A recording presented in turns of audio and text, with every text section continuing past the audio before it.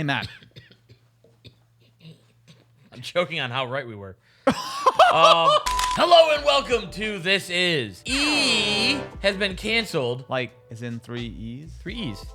I hate that so much. E3, as I'm sure you've already seen at this point, is no longer happening in 2023, and honestly, probably not happening ever again. So, just to put the cards on the table here, E3 has a special place in my heart. We kind of had said, like, all right, not only was there just declining for E3, Sony had backed out of them a while back. Nintendo really does their own thing. Microsoft was dipping their toes in at the time, but they've really started doing their own release schedules of stuff. Ubisoft, who I think they were the final nail in the coffin because they announced they were leaving, and then E3 pretty much immediately said, hey, yeah, we're not doing this thing. It is kind of surprising, though, that they announced it, 2 months before the show? Like, not only had they probably already sunk a ton of cash into this thing, but think about all the people who already had, like, bought flights and hotels. From my perspective, my first E3 was 10 years ago. I went to E3 2013, where they announced the Xbox One and the PS4 right back to back. Being in the room as they announced the Xbox One is $500, and everyone started to boo. The PS4 comes right out like, oh, it's $400, and it's way better than that stupid green box. Like,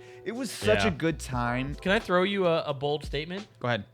Jeff Keighley killed E3. No. Single-handedly, Jeff Keighley came in like some sort of warrior god. Okay, and calm just down. said, "Whoosha!"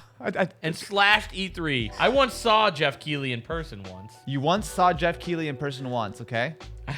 I've never met him, but he was busy. I didn't want to talk to him. Does he have tiny hands? No, Jeff has Hulk hands. He actually has big hands, but each finger has tiny hands on top of it. No, we're not photoshopping that. Not how photoshopping do you think that. he typed so fast to put together not one, but 2 video game award shows? Jeff Keighley, the man, the myth, the legend, obviously has Summer Game Fest, which was sort of like an E3 adjacent show, which is now just the Summer Game Show. But also, of course, he runs the Game Awards, which I would say are in a lot of ways actually kind of taken over the place of E3. So many games get announced there. But then I think the real nail in the coffin was the announcement of the Xbox at the Game Awards. Yeah. And I want to tell this story because this is one of my favorite stories about Overclock Media. 2019, we had it was just like a random day at work. And we're like, you know what? Let's go to the bar. So we go to like a brewery down the road. And the Game Awards are on right now. Nothing had been crazy at the Game Awards. Nothing that we would normally cover, at least. And so we're sitting there, and then we see Xbox Series X. We're like, what? It actually worked out. Uber back to the office, and it's 8 o'clock at night, and we just we're quite drunk, and to be fair, put together there's a lot of dope video. There's a lot of wheeze here. I was not at the brewery. I was still at work doing, I don't know, whatever it was. I saw the news. Y'all came back. I was still at the office, so I had no adult beverages to affect my particular opinion. Yeah, I've never had an adult beverage a day in my life. We've had to watch every Game Award since then.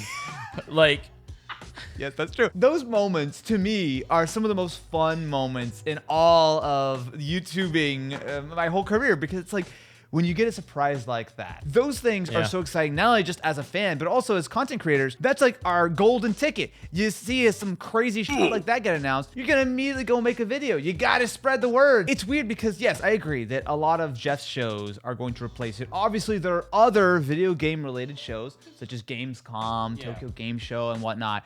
But E3, to me, was always sort of that paired with CES, the 2 biggest events of the year. All the cool tech was at CES, all the cool games are at E3. But the problem is that E3 not only got incredibly expensive, because just as a little sort of inside baseball here, E3 is put on by the Entertainment Software Association. It largely exists actually to lobby on the behalf of video game companies and developers and whatnot. When you buy a booth, you're buying the space on the floor, and you're also buying a little, you're sliding the 20 to a little congressman, hey, don't ban my video games, please. It was such a huge deal for so long, but it's been declining in relevance pretty steadily, almost since 2013. PlayStation started pulling out, all the major companies started to work their way out, then the major developers started to pull out, and at that point, the entire thing just collapsed like a house of cards. Which is sad, but it makes sense because guess what? Not only do you have Jeff's many fine game shows throughout the year, but you also have the ability to run your own things like Nintendo Directs. You can do your own product and hardware launches. Like E3 towards its later years did start to open up to the public, which was originally never the intention. I will say that as someone who was able to go before that happened, it was actually kind of better because it kind of got very crowded. Oh, okay. So I'm just snob. Back in the day, I would go to E3 to make videos and make content. And if I could go and play a bunch of things, I could make a video or a couple of videos or whatever. When I had to sit in line for 4 hours to play a game, like it literally made it like I would want to go. I remember in 2019, the Zelda booth was wrapped around like the entire floor. Nintendo always had the wild lines. That really has changed because, like, okay, like we're opening it up to the consumers, but now there's just better ways to get demos in hands. Better is a interesting term. Do you know how the Diablo open beta just happened?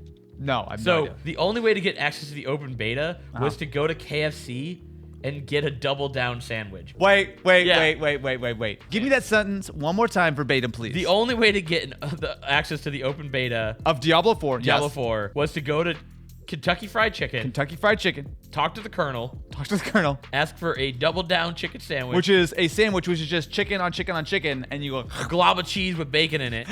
I'm not making this up. I know the fat guy talking about having a sandwich to play video games is on point. Why would I spend millions of dollars, all right, to get a booth at E3 when I can get paid millions of dollars by the Colonel himself and have my open beta access to people that way? I'm curious. So you went to E3 2019. Yeah. And that was the year where it was open to the public. What did you think about E3? I really enjoyed it because I kind of was there as more consumer than I was reporter. Microsoft had their own, like they were there, but they weren't there because they had their theater, which was across the street from it. Yeah. That was when they started, the schism had formed. That was really cool because that was when they like announced like Lego coming to Forza. That's the first time we also tried cloud gaming. From xCloud. Since E3 in 2019, I haven't shut the fuck up about cloud gaming. If I want to push out a demo, I can do that without having to download the game. I can push it out to whoever I want. It cost me, $0 to do this versus, the millions of dollars to get people in the door to this. One thing I did notice a lot about that E3 is how much more con it was than trade show. Because a lot of at that point, Sony was not there. Yeah. I want to ask you, what do you think, if anything at all, what do you think an E3 2.0 looks like? I think the time has passed. I think the time for these mega conventions is kind of over in a lot of ways. And the only reason why I think a lot of the conventions that exist right now are still around is through sheer momentum. In my opinion, and this is not just in the gaming space, this is in the tech space as well, there's less and less incentive for companies to spend exorbitant amounts of money on building booths and having all the people fly out and all this kind of stuff when they could basically spend as much or maybe even a little bit less to run their own event where they completely run the narrative. You don't have Microsoft and Sony and Nintendo all having conferences back to back on one day where it was Microsoft and then 2 hours later, everyone had to literally file their way out of the Microsoft Convention Center, go all the way over to the Sony thing, and immediately start talking about the PS4. Like, they don't have to share the limelight. They can get their own event. They can invite people out. They can do an embargoed hands-on, whatever the case they want to do. So, for me, being able to see 2 next-generation consoles be announced within 2 hours of each other was absolutely unbelievably cool. But the problem is that I think those days are over and done. I don't think it's coming back. I don't think there's a E3 2.0 that will ever. I actually have a question for the audience.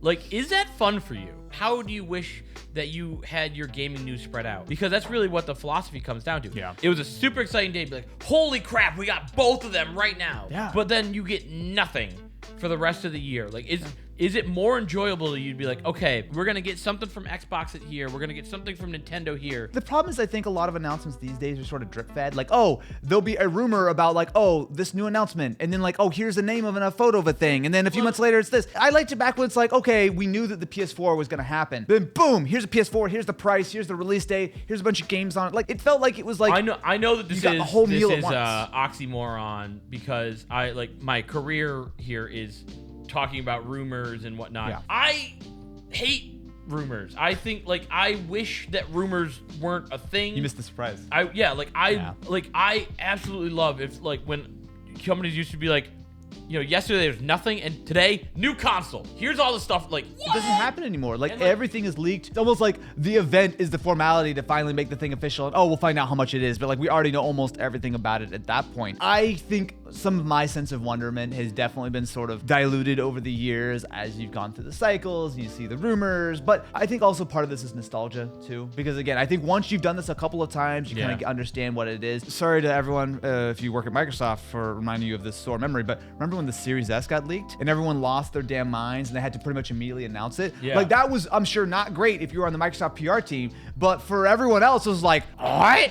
A new Series S? Like it's cheaper? Like that was such an exciting time. So like there's definitely pros and cons to this. The big problem I think is just for, as you announce these things, having everything split up, it just does make it a little bit more challenging for journalists and influencers and people to actually go from thing to thing. Like E3 was a great time because everything you needed was in one spot. You traveled to LA, you spent a week having meetings. I remember the first time I tried the Oculus Rift, the early developer kit, with what ended up turning out to be Eve Valkyrie.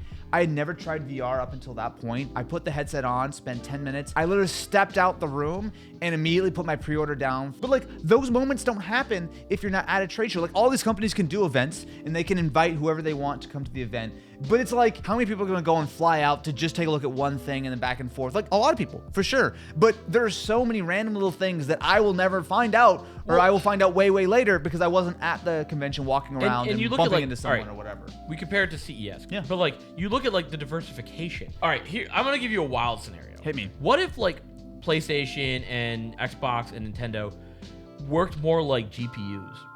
Where it's like an NVIDIA, where they say, okay, here's the reference console. A trade show would make so much more sense on that side of like, how can I have different hardware? Because there's no different hardware. I'm so lost. What are you talking about right now? All right. What?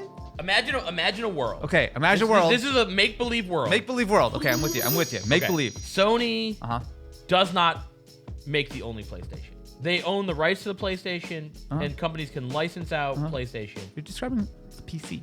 Well, yeah. Okay. Yeah. Okay. But okay. That makes a lot more sense. But for a console, a trade show makes sense for that magical world that doesn't exist. It makes sense when you have CES, and like we saw how many VR things at CES this year. There was enough for a section of the hall to just be VR. That is true. Yes. There was a section just for toilets, and I can talk about the toilets all day long. Matt, you know I can do it. Oh my God, are you doing it? I swear to God, if you spin me up right now. With video games, yeah, there's not enough diversification because there's not enough need to go and see the software in person because that can be handled through cloud. Or you could literally just, if you're like for a reviewer, for example, just give the reviewers a code. They download the game and play on their own system. Where things made sense was with hardware. Yeah. And there's just not that much game hardware. It does just feel like as many fond memories as we have of E3, as great of a time as it was, it's past, right? And I think we should just all take a moment of silence, pour one out for E3. But let's just take a moment and say our fond farewells to E3. May you rest in eternal lives and respawn. I will remember you. Will you remember E3? Don't let your games get left unsaved. Something, E3's over. Like, follow, subscribe, and we'll catch you in the next one.